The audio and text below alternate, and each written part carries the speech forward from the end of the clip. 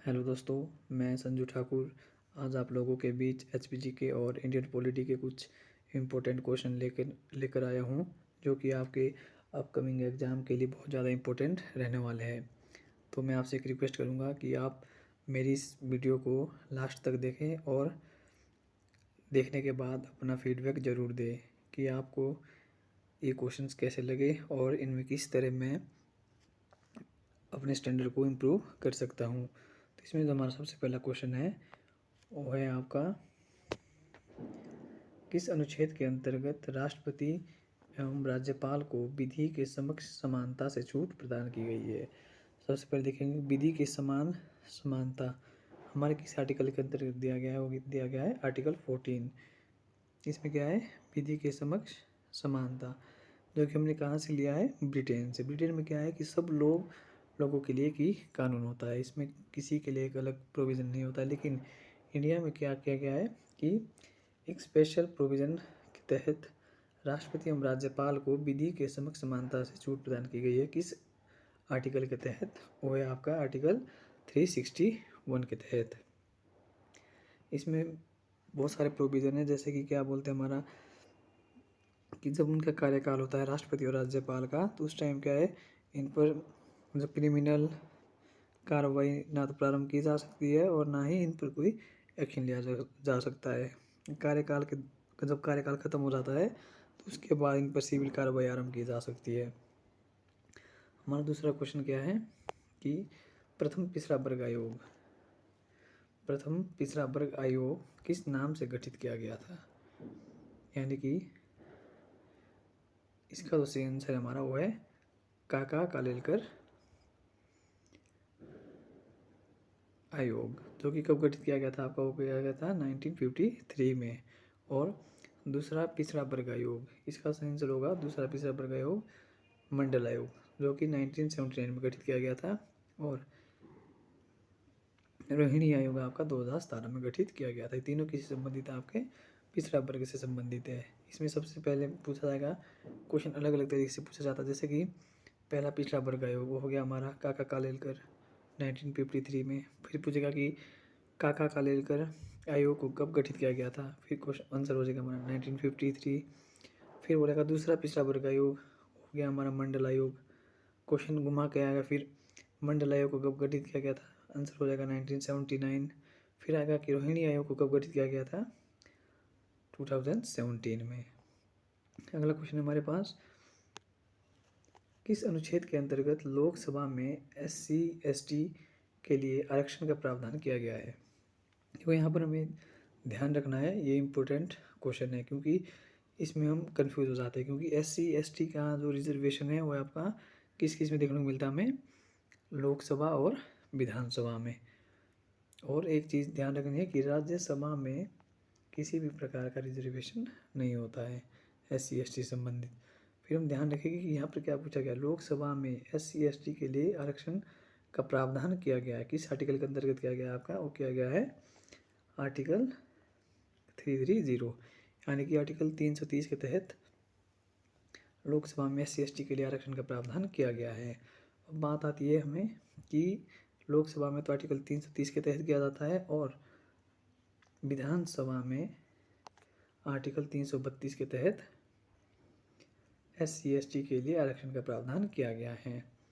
अब हम यहाँ देखते हैं कि हमारे पास दो आर्टिकल यहाँ पर और है, कौन कौन से, आर्टिकल 331 और आर्टिकल 338।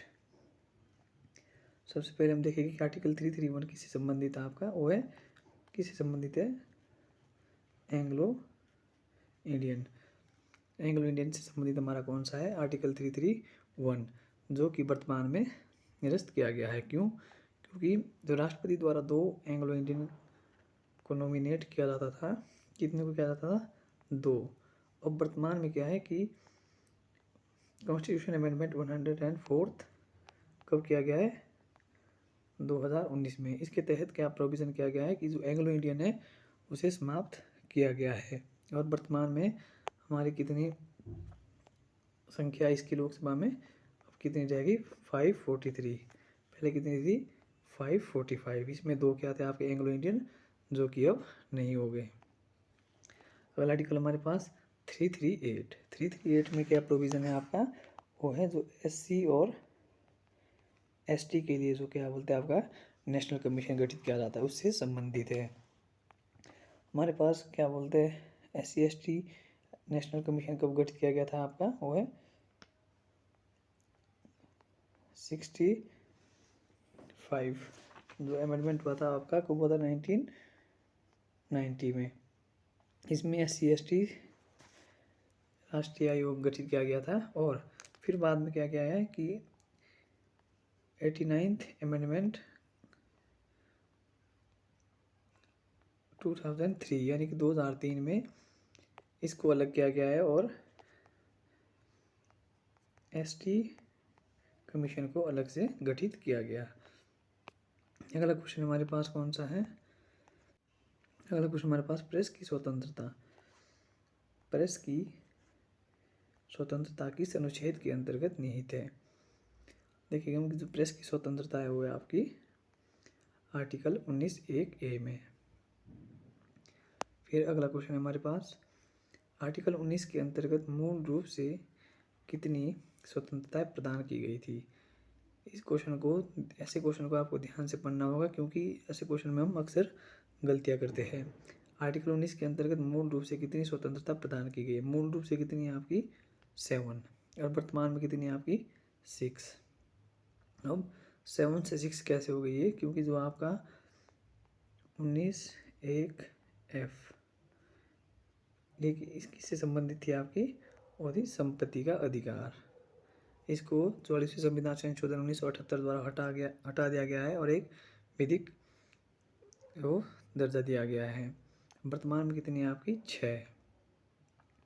अगला क्वेश्चन हमारे पास किस संविधान संशोधन द्वारा 9वीं अनुसूची को जोड़ा गया है। किस संविधान संशोधन द्वारा 9वीं अनुसूची को, इसका जो हमारा सही आंसर होगा वो क्या होगा आपका, वो है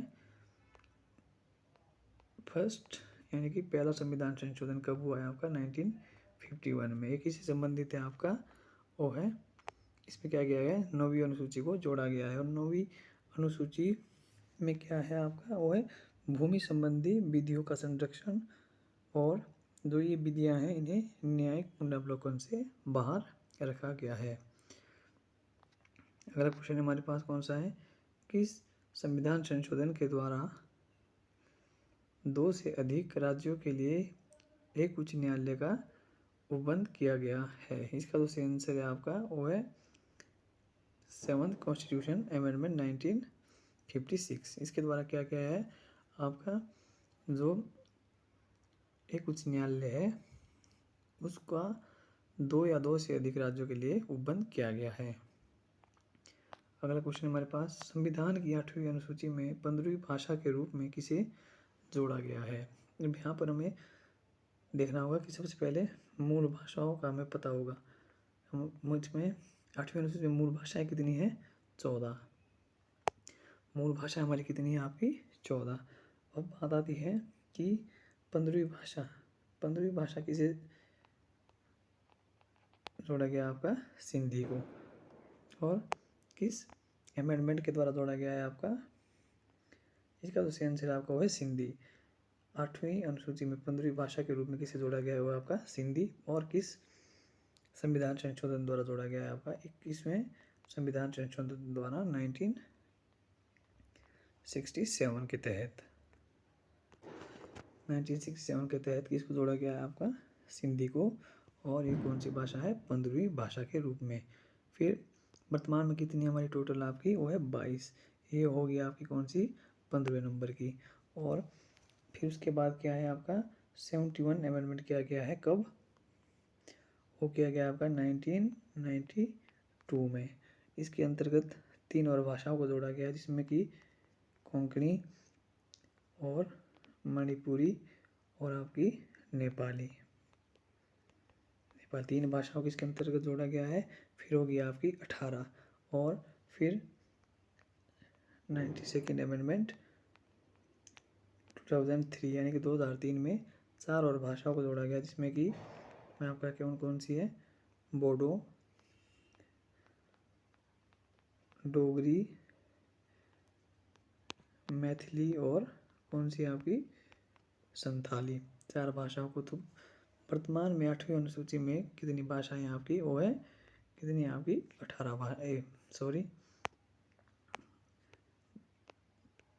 22 भाषाएं। अब अगर क्वेश्चन घुमा फिरा के आने के चांस रहते तो इस तरह पूछा जाएगा कि 71वें संविधान संशोधन 1992 के बाद 8वीं अनुसूची में कितनी भाषाएं थी। इसका हमारा सही आंसर होगा आपका 18। और फिर आएगा कि 92वें संविधान संशोधन के बाद 2003 में जो संशोधन हुआ है उसके बाद 8वीं अनुसूची में कितनी भाषाएं हो गई आपकी वो हो गई आपकी 22।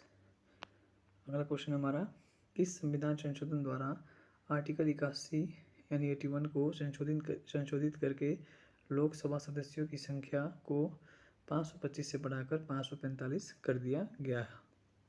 इसका सही आंसर है आपका वो है ए। 31वां संविधान संशोधन 1973 द्वारा जो लोकसभा की सीटों को 525 से बढ़ाकर 545 किया गया। और फिर उसके बाद क्या है आपका जो 42वां संविधान संशोधन कब हुआ है आपका 1976 में। इसके तहत क्या किया गया है कि 2001 तक जो ये सीटें है वो क्या रहेगी स्थिर रहेगी यानी कि इतनी ही रहेगी। फिर संशोधन किया गया है आपका दोबारा 84 यानी कि ये कब किया गया है 2001 में। 84वें संविधान संशोधन कब किया गया आपका 2001 में। इसमें क्या कहा गया है कि 2026 तक लोकसभा और विधानसभा इनकी सीटें क्या है इनकी सीटें क्या रहेगी अपरिवर्तित यानी कि इसमें कोई परिवर्तन नहीं किया जाएगा। अगला क्वेश्चन हमारे पास, अध्यादेश की अधिकतम अवधि। इसका तो सही आंसर अध्यादेश कौन जारी करता है आपका राष्ट्रपति। आर्टिकल 123 यानी कि आर्टिकल 123 के तहत राष्ट्रपति अध्यादेश जारी करता है। इसकी जो अधिकतम समय सीमा रहती है वो कितनी रहती है आपकी वो रहती है 6 महीने और 6 सप्ताह। इसका तो सही आंसर है आपका 6 महीने और 6 सप्ताह। अगला क्वेश्चन हमारे पास, मंत्री व्यक्तिगत रूप से किसके प्रति उत्तरदायी होते हैं। यहाँ पे क्वेश्चन को बहुत ध्यान से पढ़ना है कि मंत्री व्यक्तिगत रूप से क्या पूछा गया है कि व्यक्तिगत रूप से किसके प्रति उत्तरदायी होते हैं।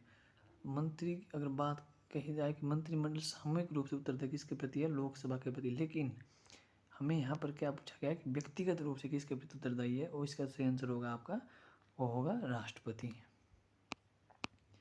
अगला क्वेश्चन हमारे पास HPG के क्वेश्चन है, आधुनिक कुल्लू की स्थापना किसने की है। इसका तो सही आंसर है आपका आधुनिक कुल्लू की स्थापना वो की है रत्नभद्रा ने। और कुल्लू रियासत की स्थापना किसने की है भींगमणि पाल ने। प्राचीन कुल्लू यानी कि और आधुनिक कुल्लू रत्नभद्रा द्वारा। अगला हमारे पास, भागल रियासत की स्थापना किसने की है। इसका सही आंसर है आपका वो है अजय देव द्वारा। भागल रियासत की स्थापना किसने की है अजय देव ने। मंडी षड्यंत्र किस वर्ष रचा गया। इसका तो सही आंसर है आपका वो है 1914-15 और एक किससे प्रभावित था गदर पार्टी से। अगर हमारे पास मंडी के हरदेव जो कि गदर पार्टी के सदस्य थे किस नाम से प्रसिद्ध हुए थे। इसका सही आंसर का वो है स्वामी कृष्णानंद। अगला क्वेश्चन है, चंबा सेवक संघ की स्थापना कब हुई थी। इसका तो सही आंसर है हमारा वो है 1936 में। अगला है, किसे तगमा और शत्रुनाश की उपाधि दी गई थी। हमारा इसका जो सही आंसर वो है कैप्टन बख्शी प्रताप सिंह। अगला क्वेश्चन है, चैम्बर ऑफ प्रिंसेस यानी कि इसे क्या कहा जाता है। क्वेश्चन इस तरह भी आता है ये क्वेश्चन कि चैम्बर ऑफ प्रिंसेस का दूसरा नाम क्या है। इसका दूसरा नाम है वो है नरेंद्र मंडल। अब क्वेश्चन आएगा कि इसका गठन कब किया गया है। इसका सही आंसर है 1921 में। स्वाधीन कहलूर दल की स्थापना किसने की थी। इसका तो सही आंसर है आपका वो है राजा आनंद चंद। कहाँ का राजा था ये आपका बिलासपुर। हिमाचल प्रदेश का वर्तमान में राज्य पक्षी कौन सा है वो है आपका जुजुराना। और उससे पहले क्या था आपका मोनाल 2007 से पहले। तो आपको कैसे लगे मेरे ये क्वेश्चन, प्लीज़ फीडबैक ज़रूर दें कि क्वेश्चन कैसे लगे आपको। और मेरे इस चैनल को लाइक करें शेयर करें एंड सब्सक्राइब करें और अपने दोस्तों को शेयर करें। Thanks for watching.